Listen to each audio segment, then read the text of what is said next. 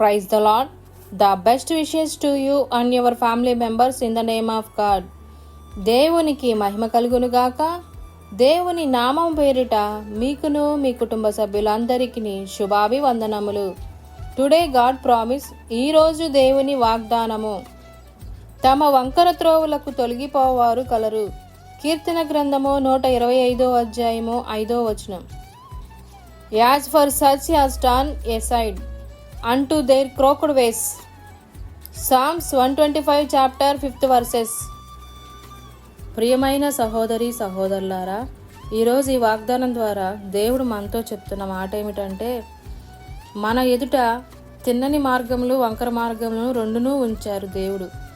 కొందరు ఎల్లప్పుడూ అడ్డదారినే వెతుకుతున్నారు, కానీ వంకర మార్గాల్లో నడుస్తున్నారు. అలాగే ఆ యొక్క పనులు చేయడం కోసం, వాళ్ళ పనులు జరిగించడం కోసం లంచాలైనా ఏదైనా ఏ అడ్డదారులైనా వెళుతూ వారి యొక్క పనిని జరిగించుకుంటున్నారు. అంతేకాని ఈ దారిలో మనం వెళ్ళకూడదు, యథార్థంగా ఉండాలనే ఆలోచన రావటం లేదు. రాజకీయవేత్తలు కూడా నీతి న్యాయం అనుసరించి నడుచుకోవట్లేదు. పరీక్షలు రాసే విద్యార్థులు కూడా చూచి రాసి పాస్ అవ్వాలని కోరుకుంటున్నారు. ఈ విధముగా లోకంలో ప్రతి ఒక్కరూ ఏదో ఒక సందర్భంలో వారి అవసరతలు, వారి జీవిత విధానంలో త్రోవల్లో తప్పిపోతున్నారు, వంకర త్రోవల్ని ఎంచుకుంటున్నారు. అయితే దేవుడు మనల్ని ఈరోజు అడుగుతున్న ప్రశ్న ఏంటంటే, మీ ఎదుట తిన్నని మార్గమును వంకర మార్గములను నేను ఉంచి ఉన్నాను, మీరు దేనిని ఎన్నుకుంటారని చెబుతున్నాడు.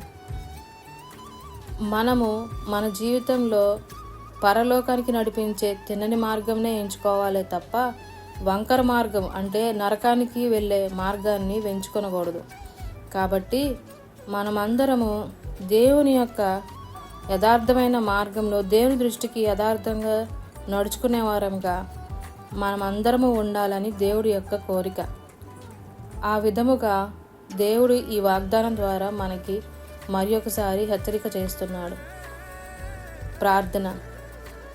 పరిశుద్ధుడా, ప్రేమ కలిగిన మా తండ్రి, మీకెన్నో వందనములు, స్తోత్రములు. దేవా, ఈరోజు ఈ వాగ్దానం వింటున్న ప్రతి ఒక్కరి జీవితంలోనూ, మా అందరి జీవితంలోనూ, కుటుంబంలోనూ మీ యందు మిమ్మల్ని ప్రేమించి యథార్థమైన మార్గంలో నడిచేవారముగా, తిన్నని మార్గములను ఎంచుకునేవారముగా మేమును మా వారందరూ అలాంటి యొక్క కృపను, అలాంటి యొక్క దారిని ఎంచుకునే వారంగా సహాయము దయచేయమని నజరేయుడైన యేసుక్రీస్తు అతి పరిశుద్ధ నామమున అడిగి వేడుకొని పొందుకొని ఉన్నాము తండ్రి. ఆమెన్.